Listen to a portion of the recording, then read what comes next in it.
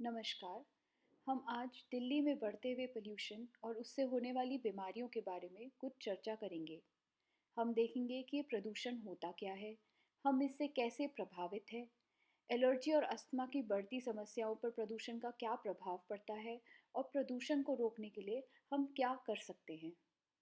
Delhi is India's asthma capital. Delhi मांगे हवा सफाई। इसी तरह की खबरें आजकल अखबारों में भरी पड़ी हैं।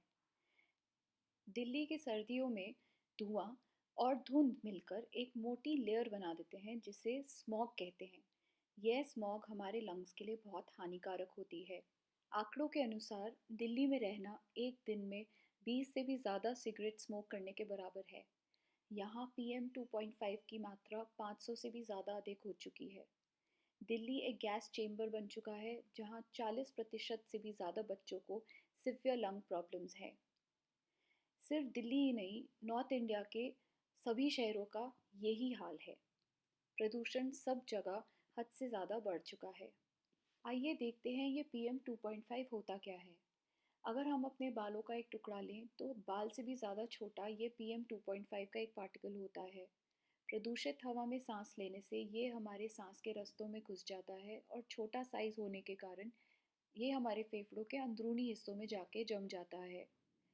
यही पदार्थ हमारे नाक से लेके फेफड़ों के अंदर तक एलर्जी प्रोड्यूस करता है।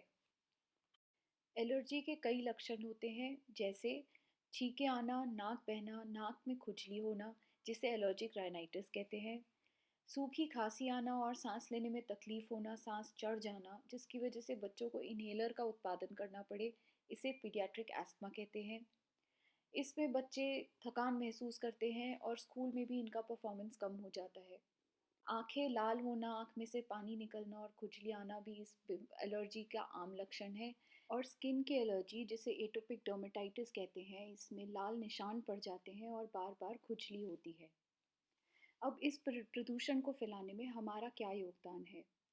दिवाली के पटाखे और कारों के एग्जॉस्ट फ्यूम्स वातावरण में प्रदूषण फैलाते हैं और एक बहुत ही महत्वपूर्ण कारण प्रदूषण का है स्मोकिंग। स्मोकिंग करने से हम अपने तो फेफड़े डैमेज करते ही हैं, पर हमारे आसपास के लोग जो पैसिव स्मोकिंग करते हैं उनके फेफड़ों को भी हम हानि पहुंचाते हैं।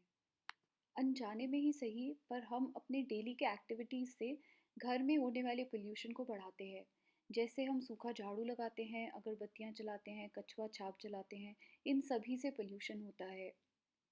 इस पोल्यूशन को कंट्रोल करना क्या सिर्फ हमारी सरकार का काम है? पोल्यूशन को कम करने के लिए हमें कार पूलिंग करनी चाहिए, रेड लाइट पर अपनी गाड़ियां बंद कर देनी चाहिए और गाड़ियों का पीयूसी चेक समय पर कराना चाहिए।